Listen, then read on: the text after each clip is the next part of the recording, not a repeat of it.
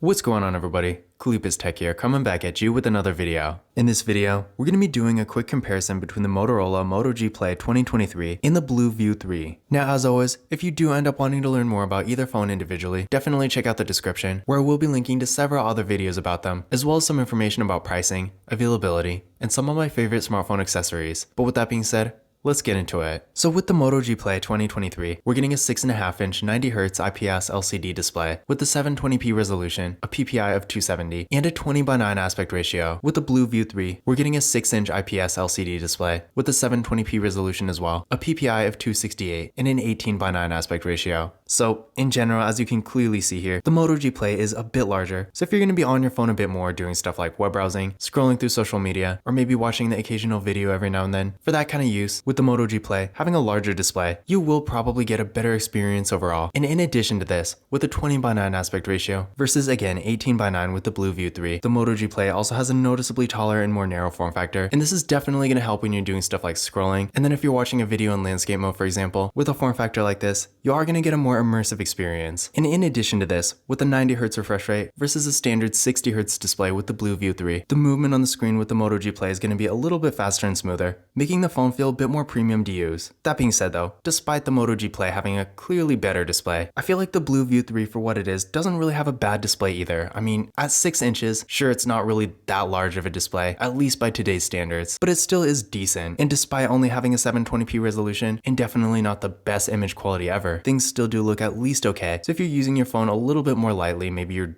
really just browsing the web every now and then and going on social media from time to time, but you're really not doing a whole lot else, then in that case, the BLU 3 is still going to be perfectly fine. But again, of course, the Moto G Play in general does have a much nicer display, so if you're going to be consuming more content, then definitely keep this in mind. Now for storage, both phones are getting 32GB of internal storage with microSD card expansion, so honestly, definitely not a lot of storage for either phone here. At this point in 2023, with stuff like apps, the system, and just files in general getting larger and larger as time goes on, I really feel like for most people, 32GB, even with microSD card expansion, is really just not enough. So on one hand, if you're really just looking for a super basic device for pretty much the bare minimum, maybe you only have a couple apps and not really a whole lot else, then in that case, the storage you get with these phones is at least going to be okay. But in any other situation, if you are planning on having any decent amount of apps, then I would definitely consider getting something with more storage. Now for security features, with the Moto G Play, this phone has no face unlock, but it does have a fingerprint scanner right here on the back. And with the BLU 3, it's pretty much the opposite. This phone does have face unlock, but unfortunately there's no fingerprint scanner. Now, in this price range, while a lot of phones do have both, it's not unusual for devices like these to have only one or the other. In fact, for that matter, there are even really high-end phones like the Google Pixel 6a or any iPhone that still don't have both. So yeah, it's not really that unusual, but just keep in mind, if you want a fingerprint scanner, the Moto G Play will have an advantage, but if you like face unlock better, then you might want to go with the BLU 3.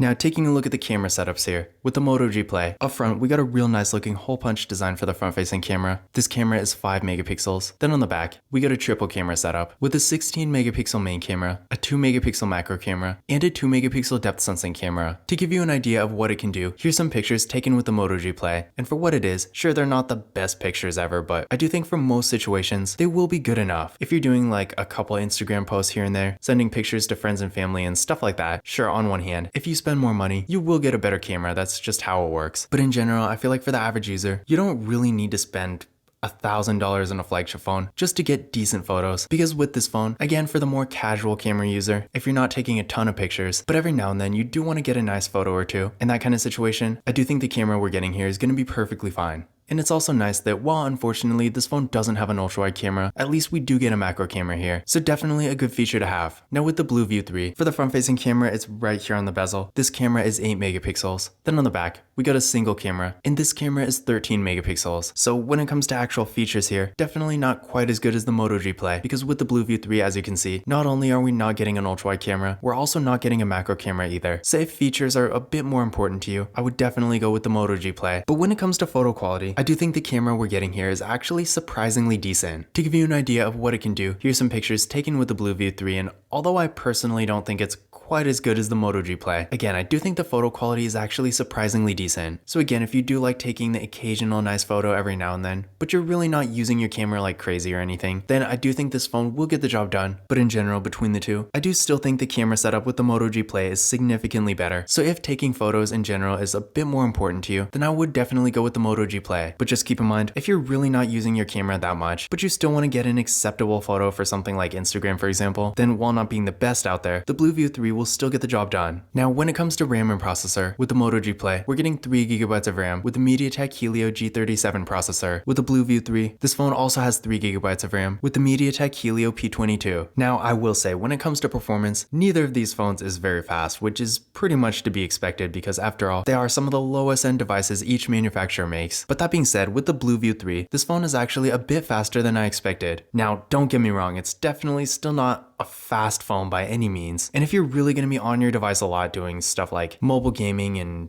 heavy social media use and things like that, you will notice these phones again are honestly pretty slow. But that being said, with the BLU 3, if you're going to be doing some casual web browsing and light social media use and maybe even watching the occasional video every now and then, it will actually get the job done just fine. And while the Moto G Play is going to be able to do pretty much the same things, in my experience, this phone is a bit slower. And when it comes to lagging and freezing and stuff like that, with either phone, I personally haven't had any issues. But just keep in mind, with devices like these, if you're really going to be using your phone a lot, it definitely could happen. Now, I did run benchmark tests on both phones using Geekbench 5, and here are the results I got. So again, as you can see here between the two, the BLU 3 actually has a bit of an advantage, which again, honestly was kind of a surprise to me. But that being said, in real life, the difference really isn't huge, and again, definitely don't get either of these phones expecting it to be really fast because they're not. But if you are going to be doing more casual web browsing and social media and stuff like that, and you're really not going to be on your phone a whole lot, so you really just need something that's going to get the job done and not a whole lot more, then in that case, either phone will be perfectly fine. Now for the batteries, with the Moto G Play, this phone has a 5000 mAh battery, and the BLU 3 has a 3400 mAh battery. So of course, between the two, the Moto G Play has a clear advantage here. On one hand,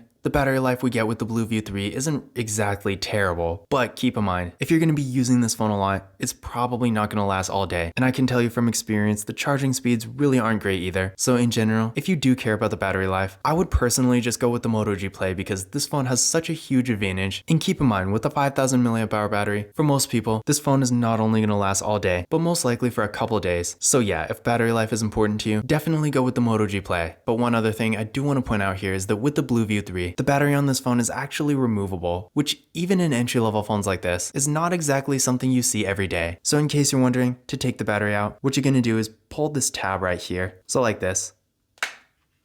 As you can see, the back comes pretty much right off. And the battery is right here, and I completely forgot. I always forget whenever I do anything with this phone. The battery is not technically removable, it's like screwed in, so honestly, because of this, I don't even know why they made the back removable in the first place. This design really doesn't make a whole lot of sense to me. If you're gonna make the back removable, you might as well make the battery pop out too, but it is what it is, I guess, so forget everything I said, the battery is not removable. But in case you're wondering how to get to the microSD card and the SIM card is right here, and the microSD card slot is right here.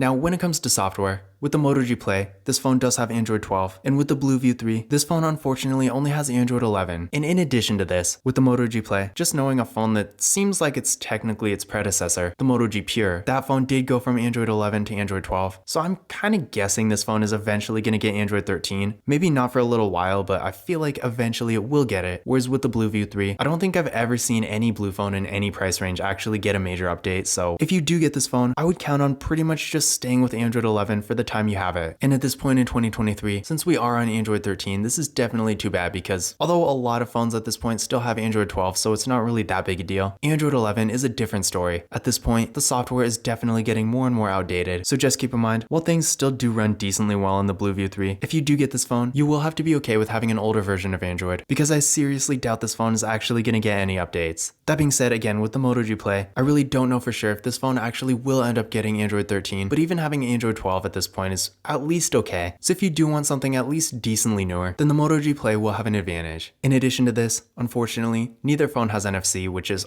honestly really not surprising to me. But just keep in mind, if you do like to use tap and pay, then you are going to have to get something else. But in conclusion, which of these phones is better? In general, I feel like in pretty much every way, the Moto G Play is the better device here. This phone has a much larger and nicer display, so if you're consuming content, you are going to get a much better experience here. It also has a significantly better camera setup that has a macro camera and a depth sensing camera, whereas again, the BLU 3 has pretty much just one single camera, and the photo quality is also not quite as good. Although again, if you're really just taking the occasional photo every now and then, it still will at least get the job done. But if the camera is more important to you than in general, the Moto G Play definitely does have the advantage here, and then it also has a much better battery and a newer software. That being said though, the BLU 3 in general is really not a bad phone either for what it is, and if you're looking for something super basic for more of the bare minimum, then I do think for most people in that kind of segment, it will at least get the job done. And keep in mind, the one advantage this phone does have is that when it comes to performance, it is a little bit faster. So maybe you're doing just really casual basic web browsing and you want a slightly more snappy kind of experience, then in that case, you might like the BLU 3 a little bit better. But for pretty much everything else, I would say the Moto G Play in general is definitely a better device. Now once again, if you do end up wanting to learn more about either phone individually, definitely check out the description where I will be linking to several other videos about each of them, as well as some information about pricing, availability, and some of my favorite smartphone accessories. But that's it for this video. If you enjoyed it and found it useful, be sure to give it a thumbs up and hit that subscribe button. Don't forget to follow Kalipis Tech on Twitter and Instagram. And as always, I will see you in the next video.